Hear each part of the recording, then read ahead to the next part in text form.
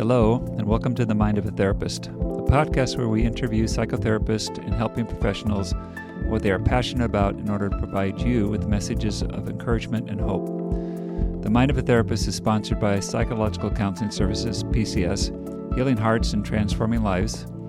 Please look into our intensive program at pcsintensive.com. I am Dr. Marcus Earle, the Clinical Director of PCS. Each episode will be hosted by me or another PCS therapist. Please enjoy the following discussion.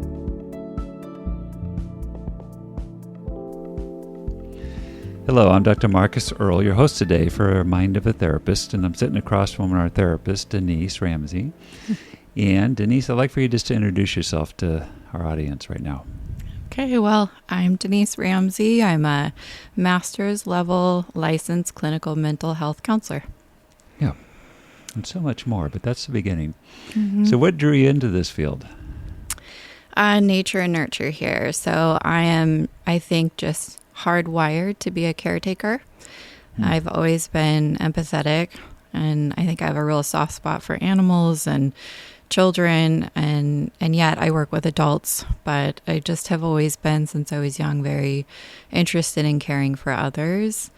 I remember as an adolescent gravitating toward the psychology and self-help section at Barnes & Noble. So I've always had an analytical mind and wanted to understand, I think, myself better as well as my family of origin, and just how to navigate through the world. So psychology has always been a foundation for me in terms of, like I said, understanding myself and my social world. That's awesome. As I've been doing these interviews, been finding out that many of you were more intentional as children than I was. And I just love that contemplative mind. That's really sweet. So now that you're doing the work, what aspects of the work are you enjoying the most, do you think? Like I said, I have a very analytical mind, so I like to learn. One of my favorite things about being a counselor is you never stop learning. There's a lot, people are so different, and they're all so interesting, and I learn about myself sitting across from people, as well as learning about them and how to facilitate that therapeutic relationship in a way that allows people to create really deep shifts in their life. I think somatic work has been my primary interest. When I discovered that, I felt at home with what is considered by somatic experiencing to be a bottom-up processing, which is different than top-down.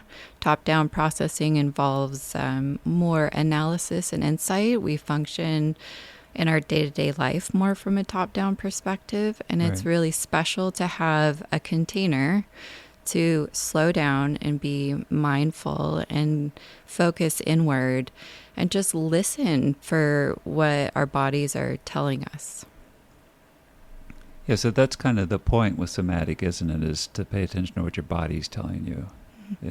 Yeah, and I think one of the easiest ways to understand that is, like, how do you know when you're hungry? There's sensory information coming up to our brain where we can then interpret it, but that sensory information is initial and the interpretation follows. And so it takes a slowing down and a mindful self-awareness to begin to feel into those very subtle messages that are coming from deep within. I think that's the most common feedback I get about you is she's so settled and quiet and soothing.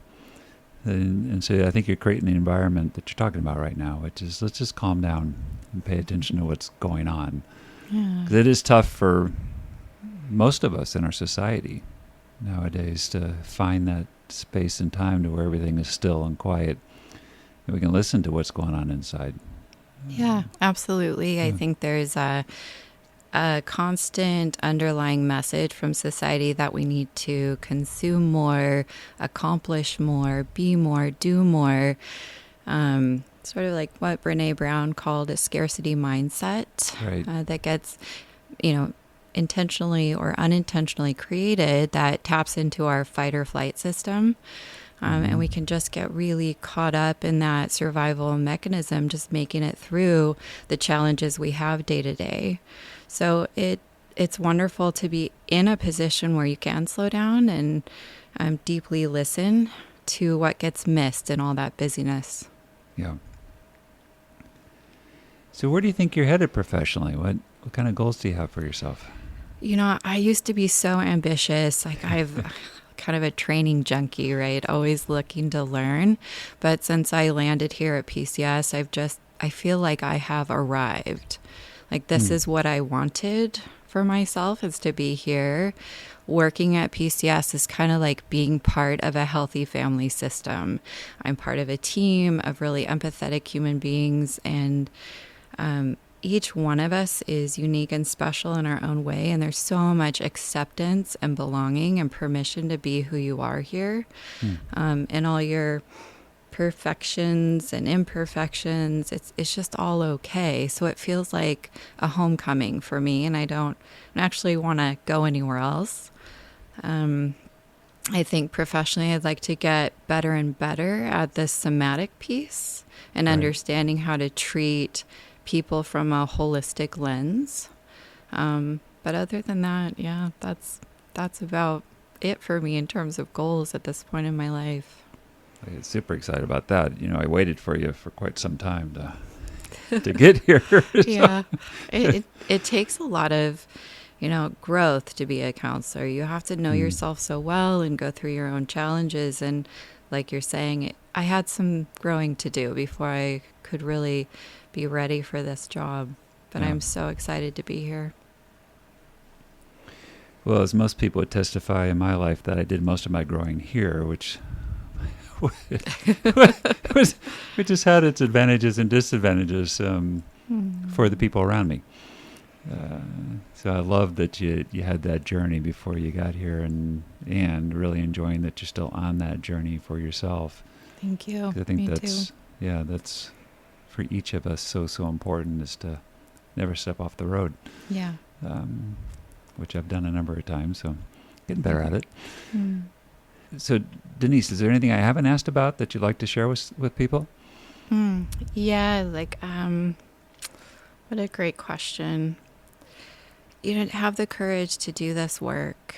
It's so worth it to be on this journey of personal growth. Each one of us in this world is worth doing this work. Invest in themselves because they matter. Like I indicated earlier, there's this underlying message in our society that people need to do more. And I think the idea is that it's because we're not worthy. And so just to know that we are worthy and that we are lovable and acceptable for who we are, and that it's okay to slow down and really discover that, and to carve out a journey that's reflective of our true self it's so important. And I would love to see people just do that work, take that time for themselves. Well, that's beautiful. Thank you for that. Thanks for joining me. Yeah, my pleasure. Okay. Bye. Bye. Please press the subscribe button, as well as rating and providing a review of our podcast.